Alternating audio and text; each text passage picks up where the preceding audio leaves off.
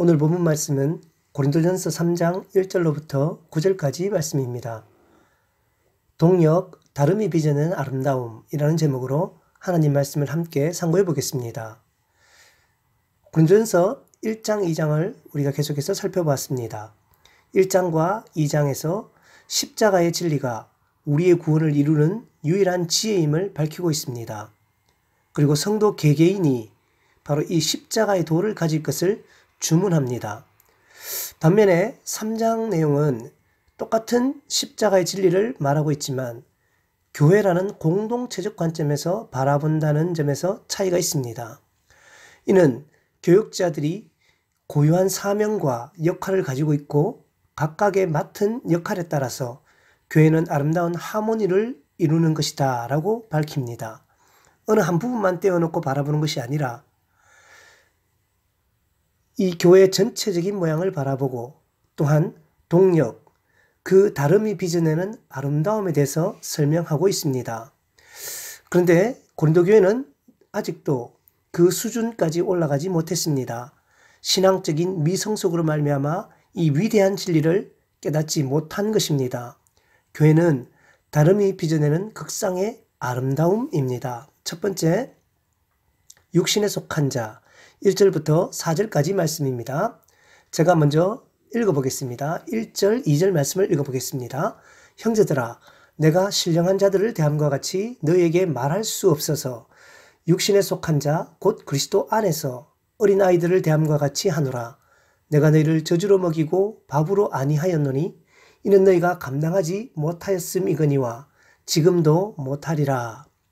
1절과 2절 우회적으로 고린도 교회 성도들을 책망하는 내용입니다. 먼저 시작은 형제들아 라는 말로 친근하게 다가가지만 그 뒷절을 가만히 살펴보면 이것은 분명히 책망하는 내용들입니다. 1절 말씀에 이렇게 얘기하고 있습니다. 신령한 자들을 대함과 같이 너희에게 말할 수가 없다라고 말합니다. 그리고 이렇게 말합니다. 육신에 속한 자, 그리스도 안에서 어린아이들을 대함과 같이 하고 있다라고 말하고 있습니다.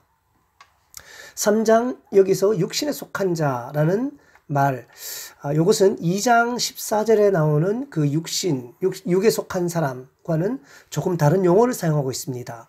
3장 1절에 육신에 속한 자는 사르키코이스라는 단어를 사용합니다. 반면에 2장 14절에 육에 속한 사람, 육신이라는 말은요, 푸시키코스 안드로포스라는 용어를 사용합니다. 이 두 용어는 용례가 다릅니다.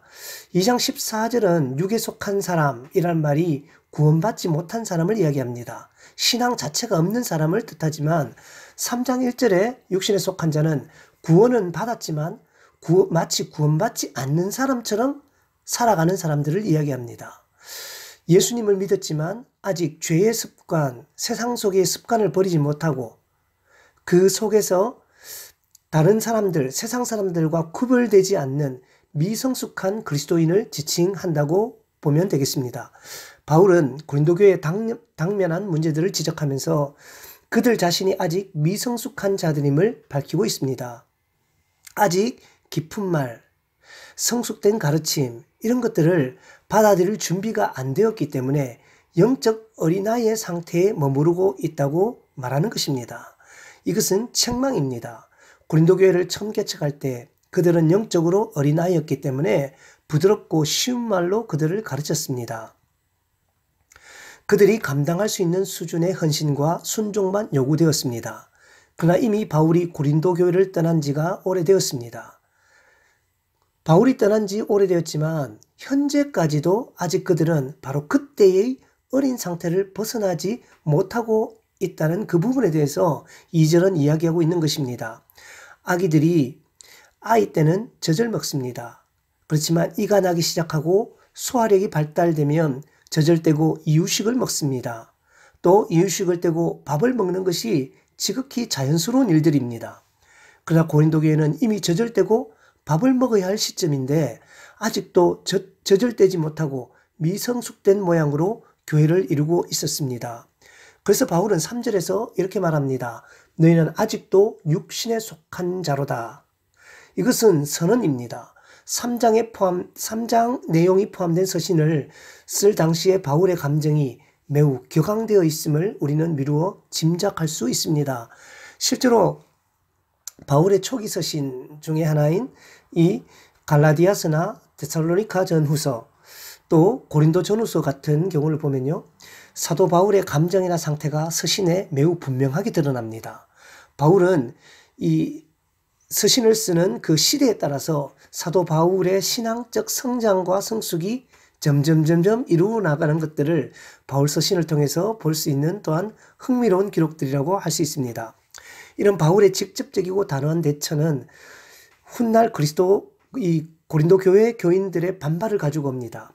지금처럼 바울이 직접적으로 책망을 하기 때문에 이 고린도 교회 성도들이 바울을 굉장히 껄끄럽게 생각을 합니다.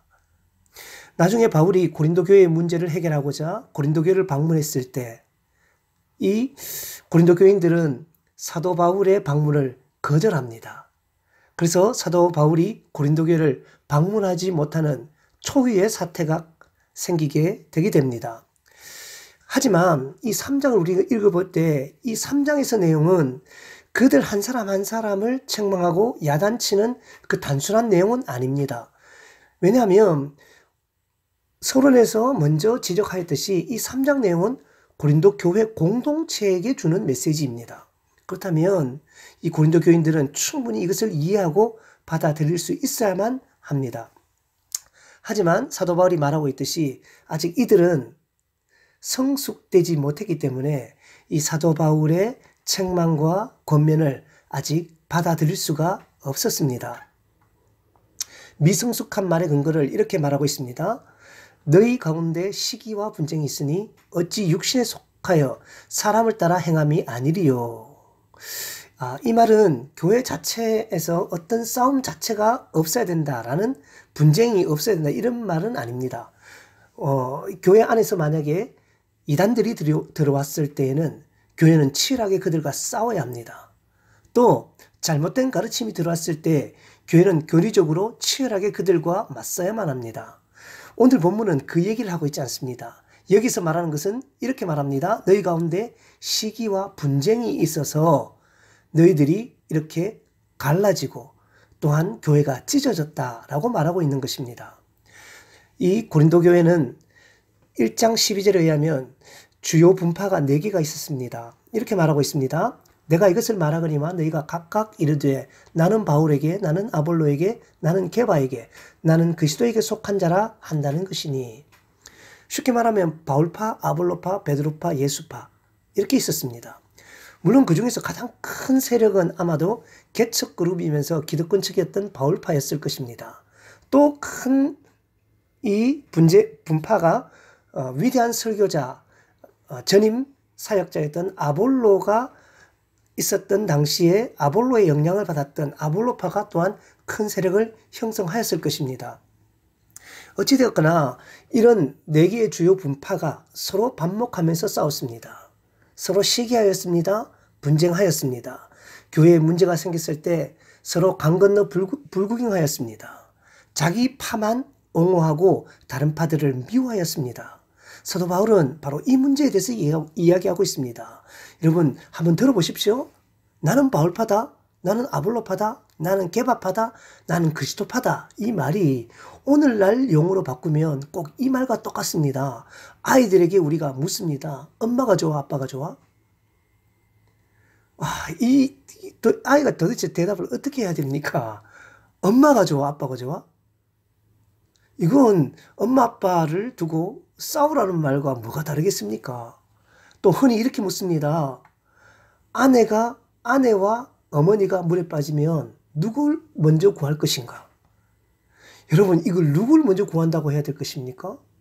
그 말을 꺼내면 누구 먼저라고 말하면 먼저 선택되지 못한 사람은 아마 크게 실망하고 또 그 안에 분쟁이 일어나게 될 것입니다. 여러분 유치하지 않습니까? 바로 이런 유치한 짓을 고린도 교회는 하고 있었던 것입니다. 어떤 일은 말하되 나는 바울에게라 하고 다른 일은 나는 아볼로에게라 하니 너희가 육의 사람이 아니리요. 4절 말씀입니다. 자, 이것을 오늘날 용어로 이렇게 바꿔보겠습니다. 4절을 간단하게 바꿔보겠습니다. 이렇게 해석할 수 있습니다. 봐라, 너희가 이런 유치한 짓을 하고 있다. 두 번째, 우리는 하나님의 동력자들입니다. 5절부터 9절까지 말씀입니다. 5절 말씀을 제가 읽어보겠습니다. 그런즉 아볼로는 무엇이며 바울은 무엇이냐? 그들은 주께서 각각 주신 대로 너희로 하여금 믿게 한 사역자들이니라. 나는 심었고 아볼로는 물을 주었으되 오직 하나님께서 자라게 하셨나니. 그렇다면 바울과 아볼로가 얼마나 대단하기에 교회의 파벌을 나눌 만큼 영향을 주었겠습니까? 사실 어린아이의 눈으로 보면요, 아이들은 세상에서 제일 큰 게 아버지입니다. 아버지가 굉장히 키도 크고 힘도 세고 세상에서 제일 강한 사람처럼 생각을 합니다. 그러나 이 아이가 자라서 초등학교를 가고 중학교를 가고 고등학교를 가면 그 아이는 깨닫습니다.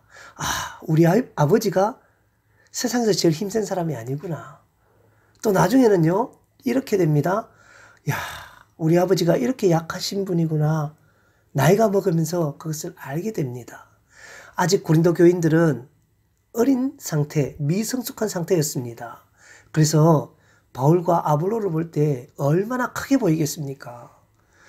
그들을 구원하신 하나님이 아니라 바로 눈앞에 있는 자기들의 목자들을 따라서 그들이 이리 갔다 저리 갔다 하였던 것입니다. 실제로 바울은 믿음의 아버지고 신앙을 전해준 사도입니다.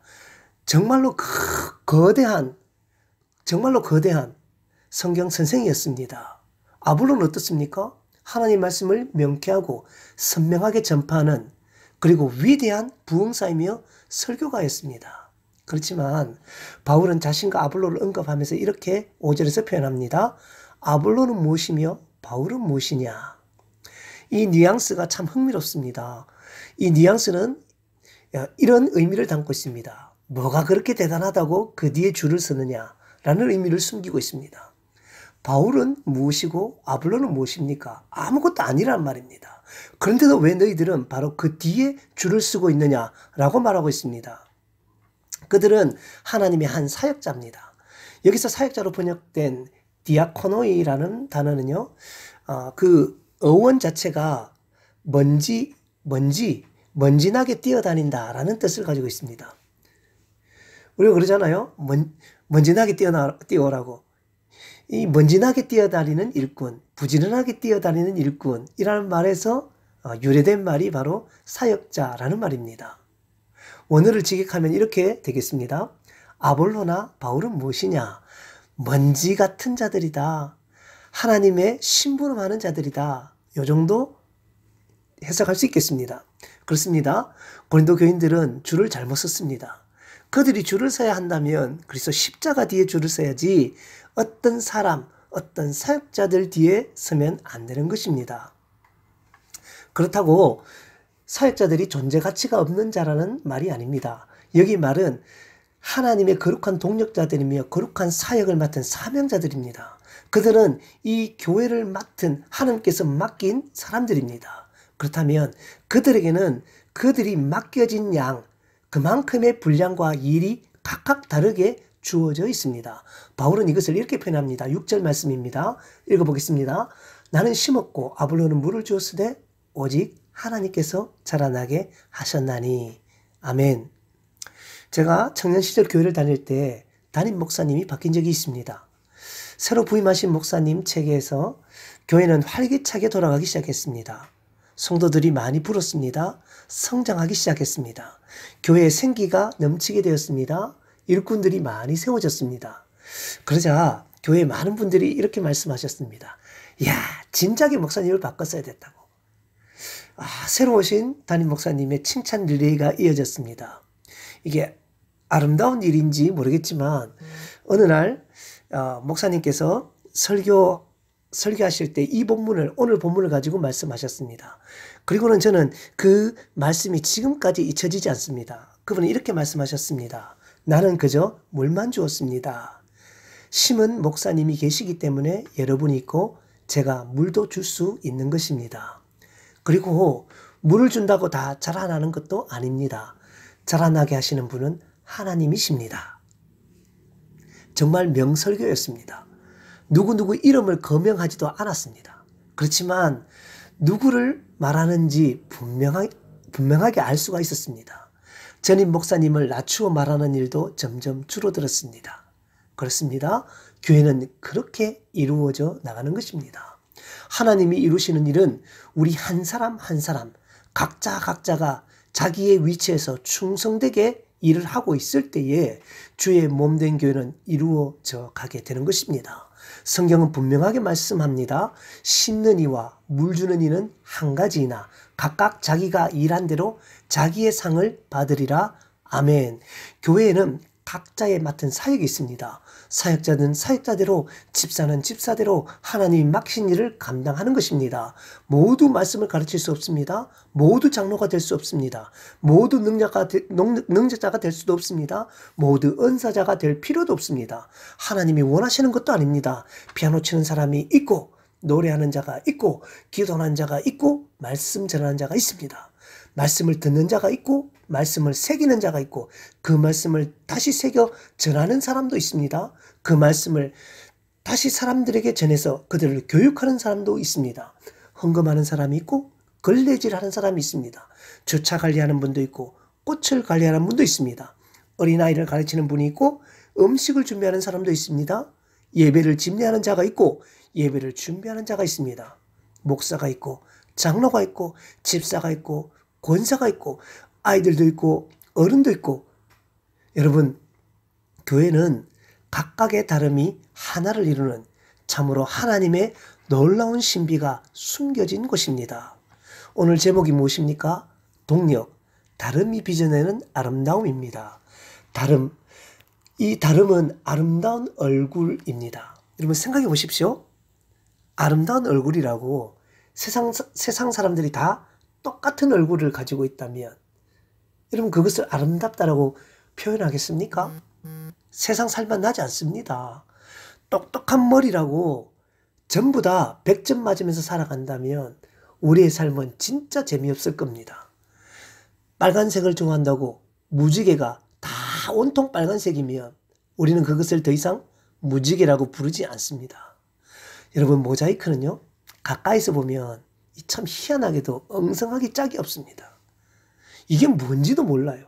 그렇지만 여러분 조금만 물러서서 바라보면 그것이 정말 아름답다는 것을 깨닫게 됩니다. 다름이 빚어내는 아름다움은 어떤 균형과 대비가 만들어내는 정형화된 그것과는 다른 신비로운 아름다움을 드러냅니다. 주님의 몸된 교회의 모습이 바로 이런 것입니다. 그러면서 오늘날 교회의 사명을 분명하게 지적합니다. 교회는 복음을 심고 물을 주어 자라게 하는 것이다 라고 말하고 있습니다. 그 일에 우리가 부름을 받은 것입니다. 9절 말씀에 이렇게 말합니다. 우리는 하나님의 동력자들이요 너희는 하나님의 밭이요 하나님의 집이니라. 아멘. 9절 말씀은 우리가 교회이면서 동시에 교회를 이루어가는 하나님의 동력자라고 말하고 있습니다. 하나님의 빛이요 밭이요 하나님의 집이라는 이 말이 단순히 우리가 밭이고 우리가 집이라고 이해하면 곤란합니다. 앞뒤 전체적인 문맥을 따라 이 의미를 생각하면 이 정도 해석이 되겠습니다. 우리는 하나님의 동력자로서 하나님이 일하시고 계신 경작자이다. 우리가 하나님이 일하고 계시는 경작지이고 하나님이 지으시고 계신 건축물이다 라고 해석할 수 있겠습니다. 9절에서 바울은 밭의 주인이시며 집의 주인이 하나님이심을 밝히고 있습니다. 과연 교회의 주인이 누구입니까? 교회의 주인이 누구입니까? 오늘날 우리가 믿고 있는 이 믿음의 주인이 누구입니까? 우리의 삶이 누구입니까? 우리는 누구를 따라가야만 하며 우리는 누구 뒤에 줄을 서며 누구를 쫓아서 살아가야만 합니까? 우리의 주인 되시고 교회의 주인이 되신 하나님은 도대체 우리를 통해 어떤 교회가 이루어지기를 원하고 계십니까? 사랑하는 여러분, 다름이 있기 때문에 서로 다르기 때문에 하나님의 역사는 아름답습니다. 동력하시기에 우리의 존재는 의미가 있게 되는 것입니다. 교회의 모든 동력은 아름답고 웅장한 건축물과 같습니다. 그래서 이 건축물은 하나님과 함께 또한 우리의 동력자들과 함께 교회된 우리가 함께 만들어가는 위대한 하나님의 역사인 것입니다. 바로 이 역사에 동참하는 모든 사역자, 모든 성도님들 되시기를 예수님 이름으로 기도합니다. 서로가 맡은 자리가 있습니다. 그 맡은 자리에서 하나님께 충성할 수 있기를 기도합니다. 서로서로 다른 것을 맡아 있지만 그 서로서로 다른 자리에서 하나의 아름다운 그림이 완성이 되어 갑니다. 우리는 그 그림을 교회라고 부르는 것입니다. 교회, 이 땅에서 하나님께서 우리와 만들어 가시는 가장 아름다운 영적 건축물, 그것이 바로 우리가 몸담고 있는 이 교회인 것입니다. 다름, 이 다름은 하나님이 빚어가시는 가장 아름다운 건축물입니다. 그 건축물을 이루어가는 저와 여러분들이 그 다름을 알고 하나님의 이 건축물 계획 속에서 한 장의 벽돌이 되어가는 아름다운 일들이 저와 여러분의 삶 속에서 나타나기를 간절히 소망합니다. 함께 기도하겠습니다.